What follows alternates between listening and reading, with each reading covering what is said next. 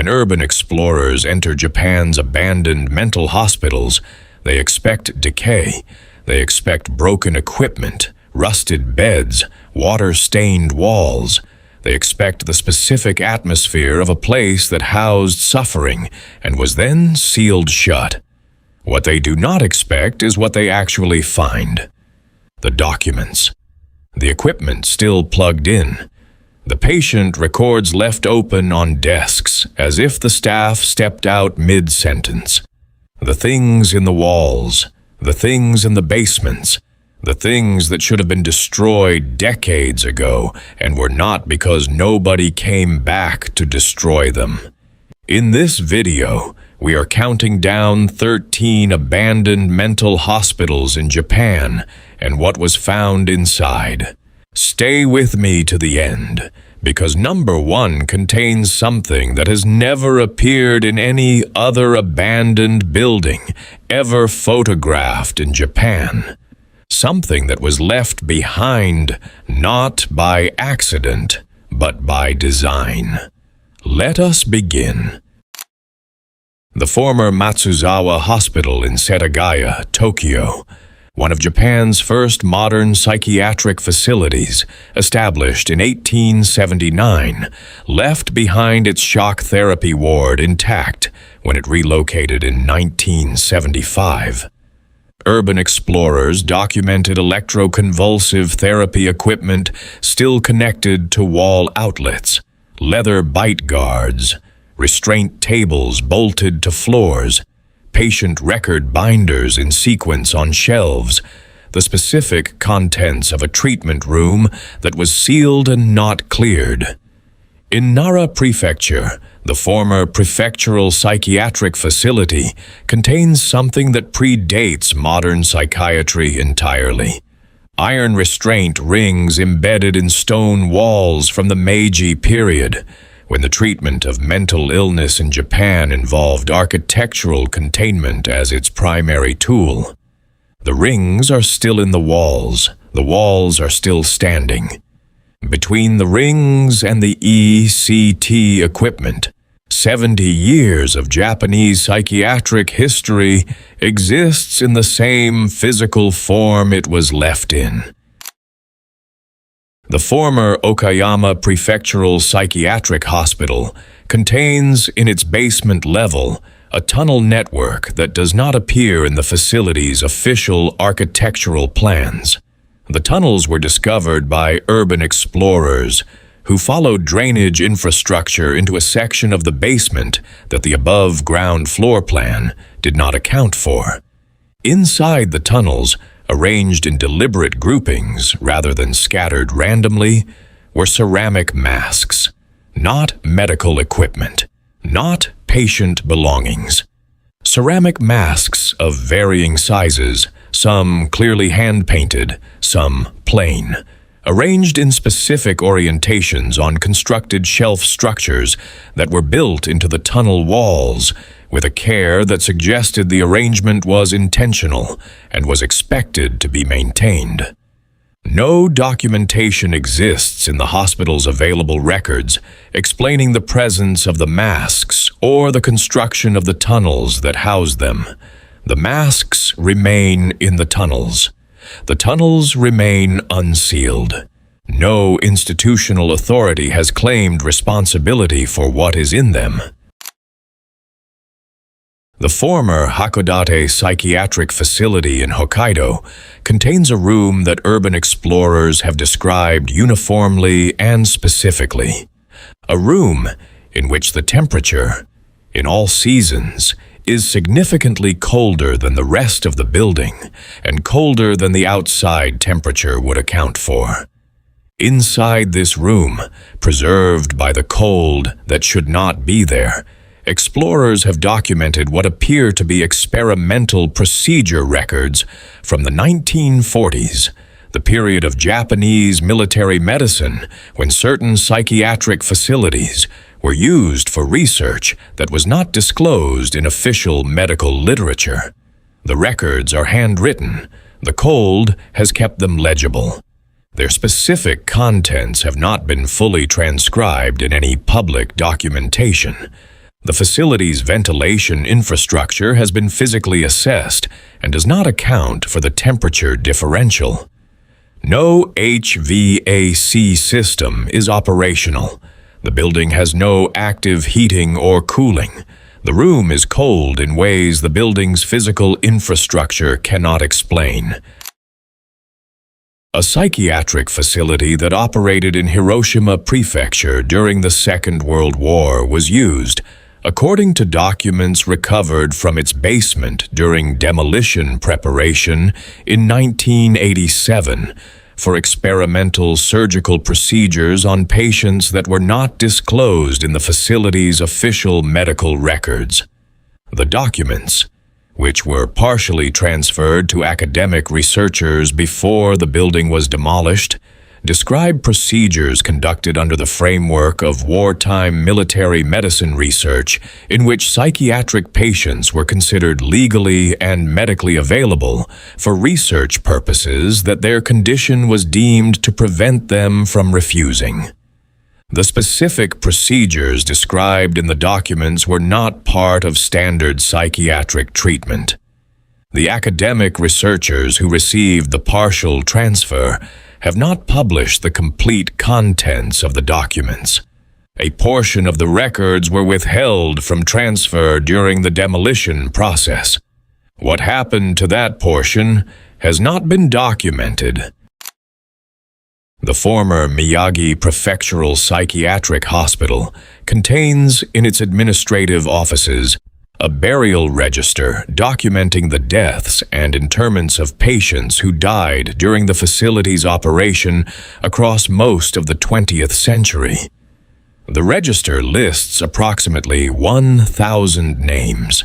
The majority of the entries contain the patient's name, the date of death, the cause of death as recorded in the facility's medical documentation, and a burial location designation.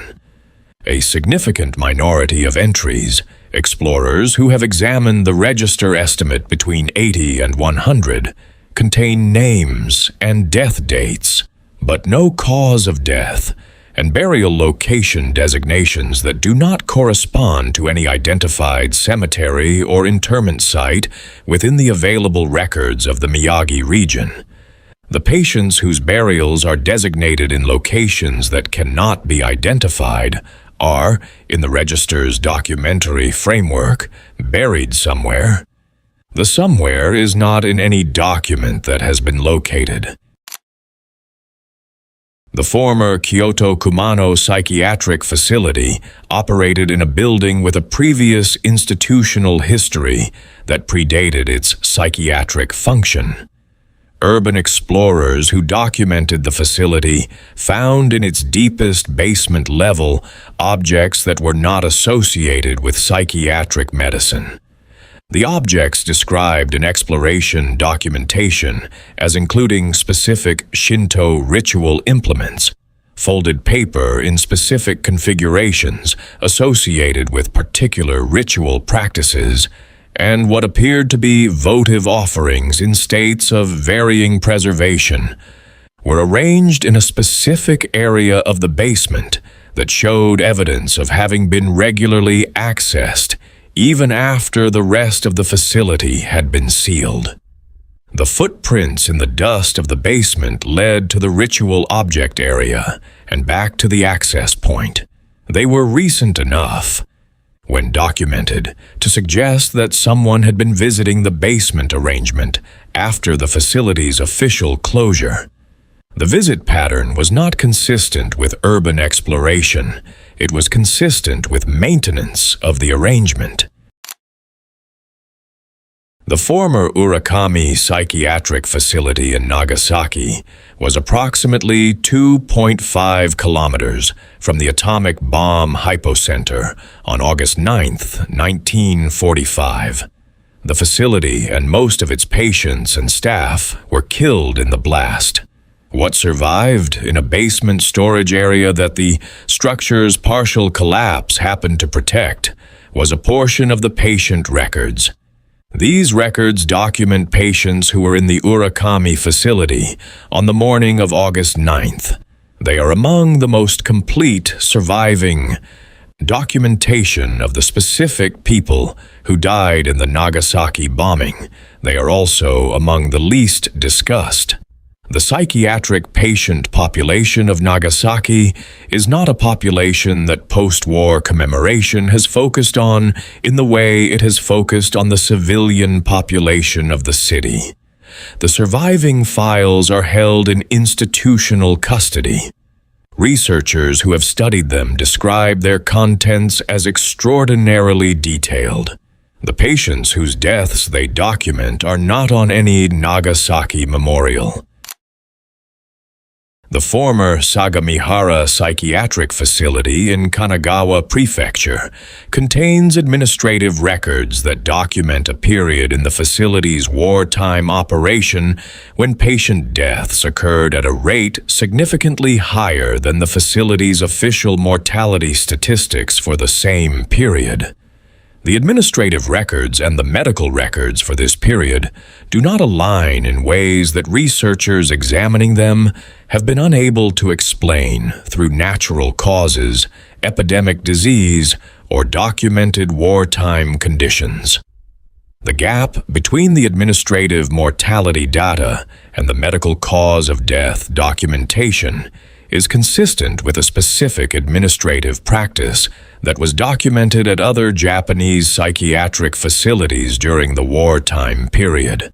The non-disclosure of non-natural patient deaths in the medical record, while maintaining an accurate count in administrative documentation for capacity management purposes. The Sagamihara files are held in partial institutional custody. Access for independent research has been limited by the institution currently responsible for the former facility's historical records. The former Fukuoka psychiatric facility contains, across multiple patient ward walls, writing that was not put there by staff. The writing is in patient hands, the specific quality of handwriting that psychiatric patient records from the facility show in documented patient correspondence and covers sections of wall in specific wards in ways that suggest sustained systematic effort over an extended period. The writing is in Japanese.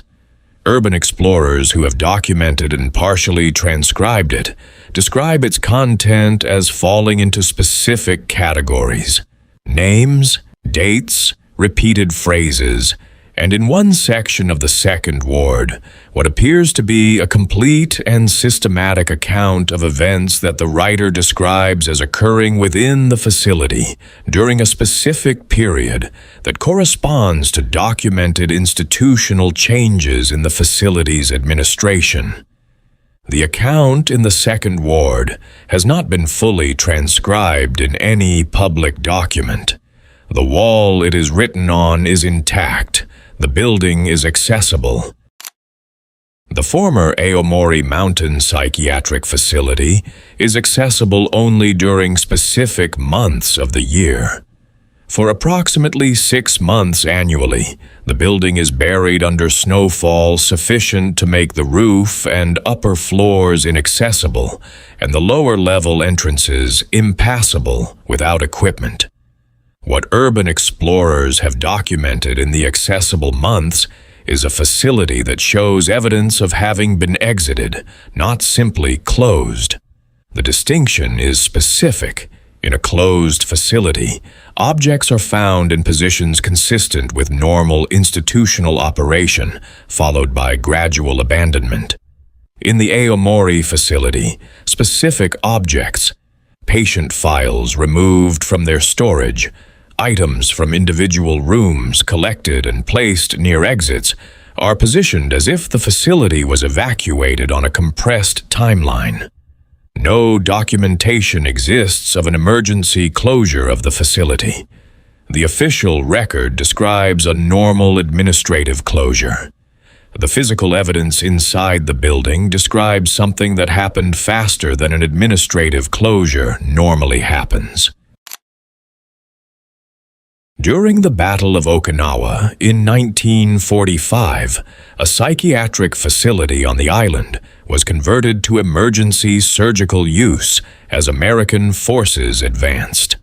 The facility's psychiatric patients remained in the building during this conversion.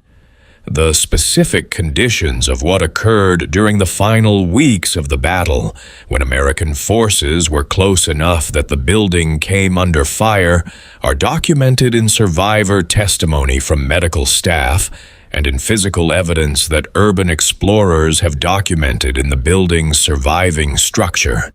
The operating surfaces, tables, floors, walls in the converted surgical area retain marks consistent with emergency battlefield surgery conducted without adequate lighting, equipment, or time. The psychiatric ward sections retain evidence of the patients who were present during the battle. Personal items, marks on walls, and in one documented case, a patient record left open to a specific entry that ends mid-sentence on a date in June 1945. The former Tokyo Tama Psychiatric Hospital contains what urban explorers describe as the largest single collection of patient personal documents found in any abandoned Japanese building. Thousands of handwritten letters from patients, unsent, stored in administrative filing systems that were not cleared when the facility closed. The letters were written to family members, to friends, to people outside the facility who the patients could not reach in person. They were submitted to the facility's administration to be posted. They were not posted. They were filed. They remained filed for decades after the facility closed. Urban explorers who have documented the letters describe their contents as coherent, personal, and specific. They are not the writings of people unable to communicate clearly. They are the writings of people who had something to say to someone outside and had it said, and then filed away by an institution that decided not to send them. The letters are still there, every one of them addressed to someone, every one of them never sent. The people who wrote them have been waiting for a response that the facility ensured would never come.